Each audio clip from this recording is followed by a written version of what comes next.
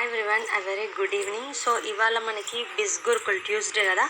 So biz గురుకుల్లో income payout day అనమాట. ఓకేనా. సో నేను మీకు నా లైవ్ బ్యాంక్ స్టేట్మెంట్ అయితే ఇప్పుడు చూపిస్తాను. ఓకేనా. నేను యూజ్ చేసేది అయితే ఐడిబిఐ బ్యాంక్ అనమాట.